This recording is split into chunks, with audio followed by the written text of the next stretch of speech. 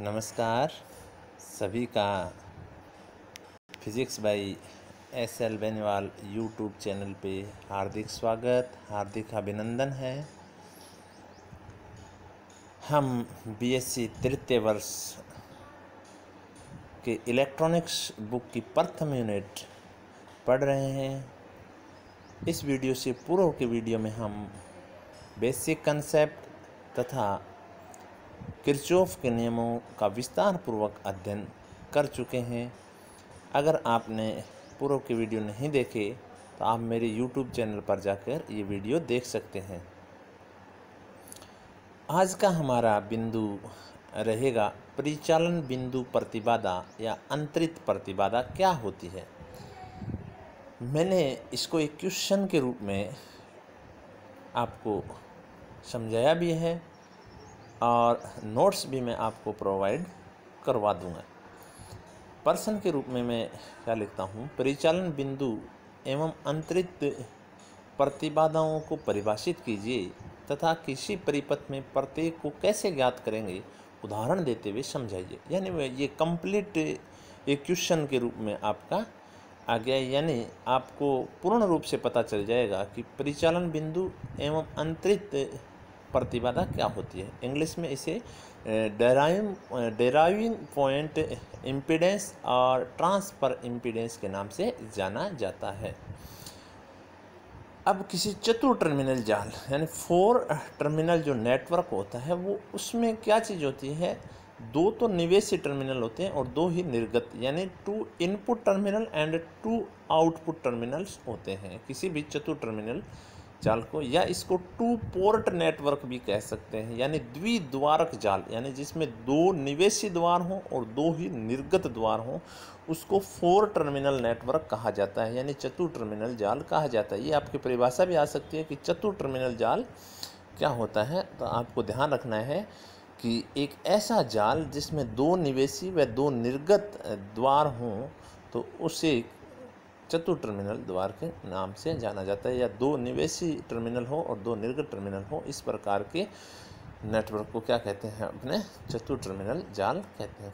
अब देखिए, किसी भी चतुर टर्मिनल जाल की विवेचना के लिए हमारे पास क्या किया गया है, ये आपका एक नेटवर्क है बीच का।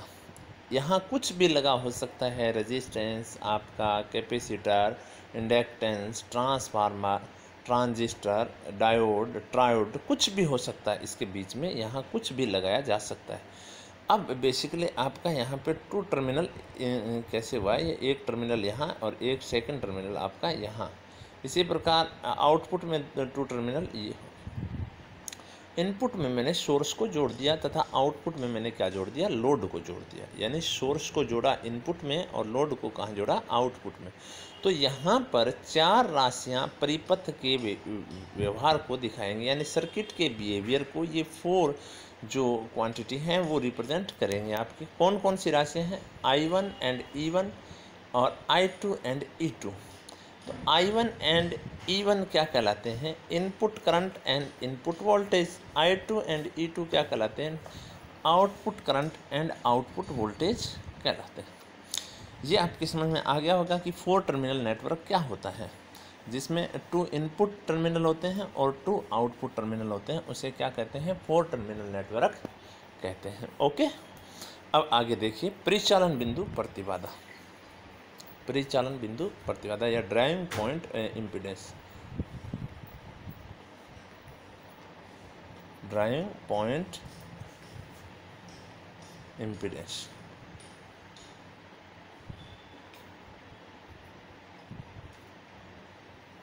ठीक है। ड्राइविंग पॉइंट इम्पीडेंस ये क्या चीज़ होती है, ड्राइविंग पॉइंट इम्पीडेंस। देखिए, ये आपके पास निवेशी धारा है, ये आपके पास निवेशी धारा है और ये निवेशी वोल्टता है। तो V इक्वल टू आपके पास होता है IR। V इक्वल टू क्या होता है, IR। तो अगर R ज्ञात करें नॉर्मली तो V अपॉन क्या होता है, I, यानी वोल्टेज एंड करंट का रेशियो होगा, वही इम्पीडेंस कहलाता है। अब परिचालन बिंदु प्रतिबाधा है, ड्राइविंग पॉइंट इम्पीडेंस है, उसको आप किस नाम से जानते हैं, दूसरा जो नाम है इसका इनपुट इम्पीडेंस भी कहा जाता है। तो इनपुट इम्पीडेंस अगर नाम दे दें इसका, तो आपके साधारण सा समझ में आ जाएगा कि इनपुट आपकी वोल्टेज और इनपुट आपकी करंट का जो रेशियो होगा, इनपुट वोल्टेज और इनपुट करंट का जो रेशियो होगा वो क्या कहलाएगा, डेराइविंग पॉइंट इम्पीडेंस कहलाएगा या इनपुट इम्पीडेंस कहलाएगा। ठीक है, अब इसका रिवर्स कर दें, यानी I1 अपॉन क्या कर दें, E1 कर दें, तो ये क्या हो जाएगा, Y इनपुट हो जाएगा, यानी एडमिटेंस यानी प्रवेश्यता, यानी ट्रांसफ़र आपका एडमिटेंस हो जाएगा या प्रवेश्यता कह देंगे, या इसको क्या कह देंगे आप,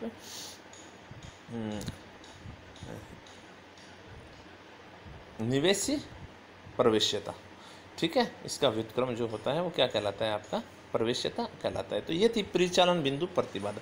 अब सेकंड जो पॉइंट आता है, ये तो मैंने आपको बता दिया परिचालन बिंदु प्रतिबाधा क्या चीज़ होती है। अब अंतरित प्रतिबाधा या ट्रांसफर इम्पीडेंस क्या होता है।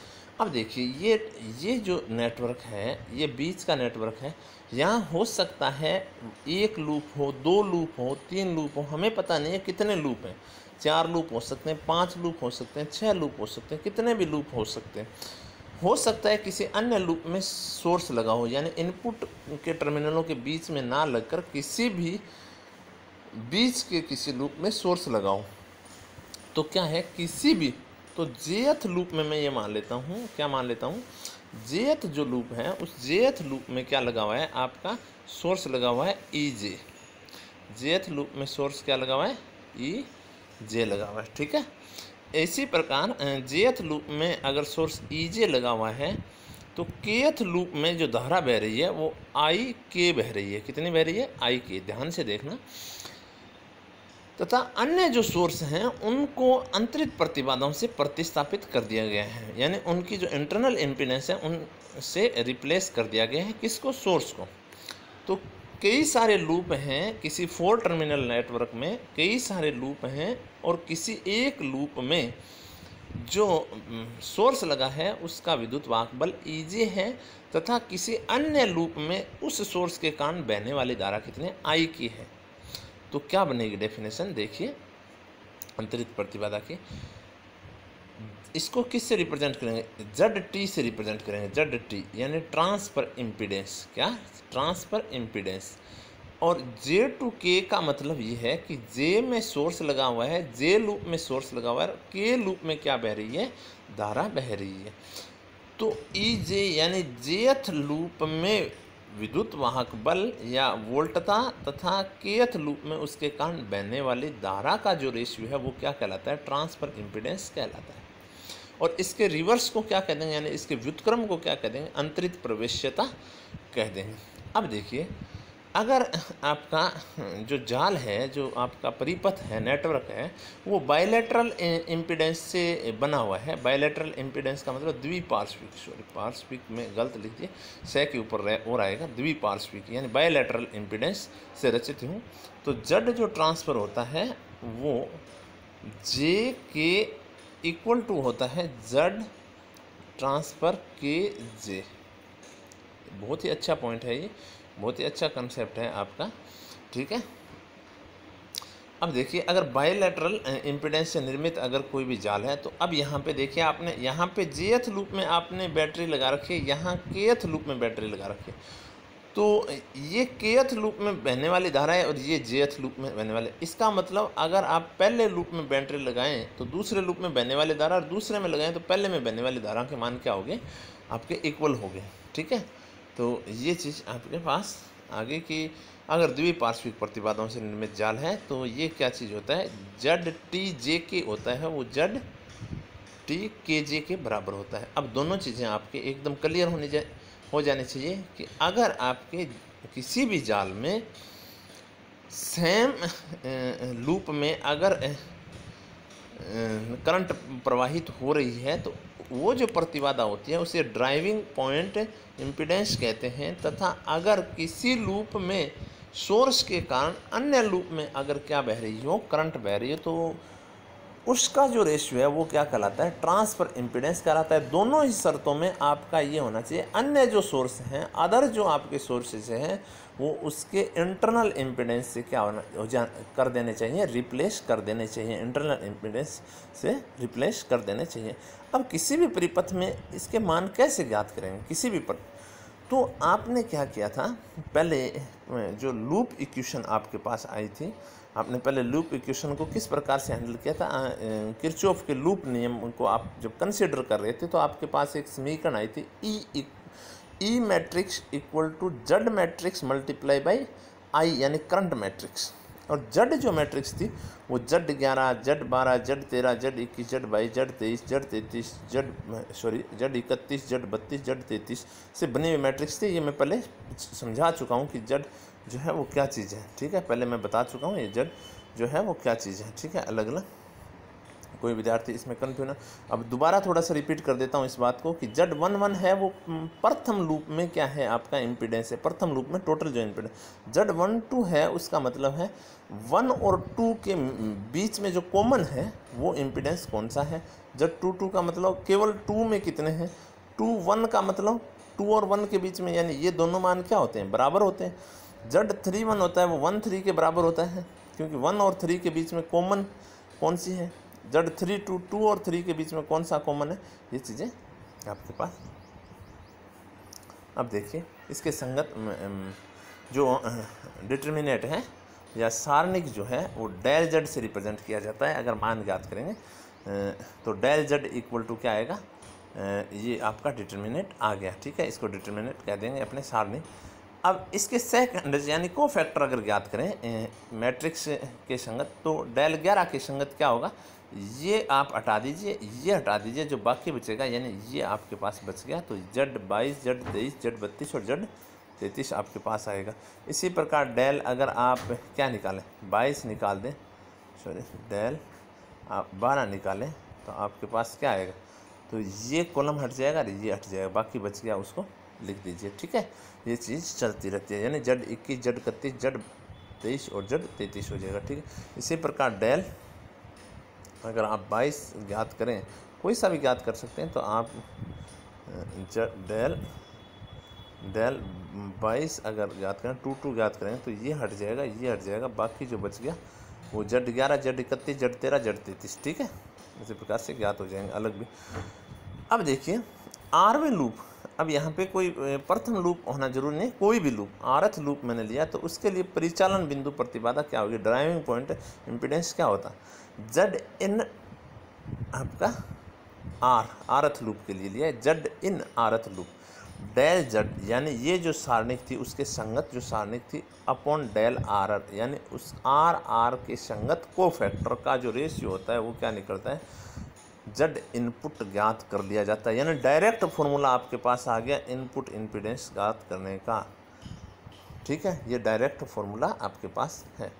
इसी प्रकार जेथ और केथ लूप की आंतरिक प्रतिबाधा ज्ञात करें तो यहाँ नेगेटिव का चक्कर रहता है डिटर्मिनेंट में, तो यहाँ -1 जे प्लस के आ जाएगा, और डेल जेड अपॉन क्या आएगा, डेल जेड तो आपके क्या है, जो 5 इक्वेशन है उसमें जो मैट्रिक्स है उसका को फैक्टर है डेल जेड, और डेल जे के यानी जे के संगत क्या है आपके पास, जे और क्या है, तो जे और के संगत को फैक्टर को डिवाइड करेंगे तो आपके पास क्या प्राप्त होगा, जेड टी ट्रांसफर इम्पीडेंस जेथ टू केथ लूप, ठीक है, जे एंड केथ लूप के मध्य में जो ट्रांसफर इम्पीडेंस है वो कितना है, वो इस सूत्र से ज्ञात कर लिया जाएगा। तो ये जो दो सूत्र हैं ये कॉमन सूत्र हैं, किसी भी सर्किट के लिए डायरेक्ट निकाले जा सकते हैं। कोई भी आप अगर लूप लेंगे तो किसी भी लूप के लिए आप कितने ही लूप क्यों ना हो आप ज्ञात कर सकते हैं, किसी भी लूप के लिए ज्ञात कर सकते हैं, ठीक है।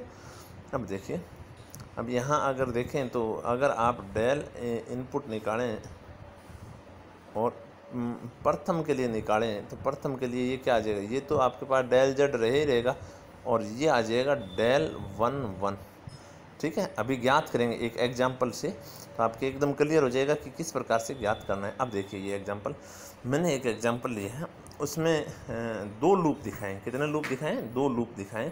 एक लूप में मैंने क्या लगा रखा है, सोर्स लगा रखा है, और तीन प्रतिबाधाएं Z1, Z2 एंड Z3 लगा रखे हैं। इसमें लूप में करंट कितनी बह रही है I1 और इस लूप में करंट कितनी बह रही है I2 करंट बह रही है। ठीक है, क्लियर। अगर इसका आप लूप समीकरण लिखेंगे, लूप इक्वेशन लिखेंगे तो E matrix equal to Z matrix multiply by I matrix. और अगर यहाँ पर देखें तो यहाँ प्रथम में सोर्स है ई, सेकंड में आपका सोर्स है नहीं तो जीरो लगा दिया, and equal to Z11, Z12, Z21 and Z22। ठीक है, और इस प्रथम लूप में करंट I1 है, सेकंड लूप में करंट I2 है, तो I1 और I2 मैंने दिखा दिया। अब 1 के बीच में कॉमन यानी टोटल जो इम्पीडेंस है वो कितना है, देखिए 1 के बीच में Z1 प्लस Z3। ठीक है, Z1 प्लस Z3 लिख दिया।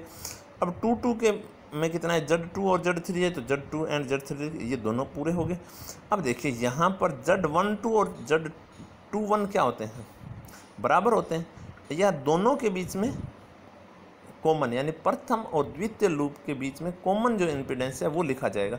अब साइन किस प्रकार से डिपेंड करेगा, ये लूप की करंट की डायरेक्शन पे, तो ये करंट यूँ आ रही है, ये करंट यूँ जा रही है। देखो लूप में ये लूप यूँ आ रही है करंट, और ये करंट यूँ आ रही है। ठीक है, क्लियर है, यानी दोनों के डायरेक्शन आपके विपरीत है। अगर ए की डायरेक्शन होती तो हम यहाँ पॉजिटिव साइन लेते, इसका मतलब Z3 को मैंने क्या ले लिया, नेगेटिव ले लिया, तो माइनस Z3 आ गया यहाँ पे।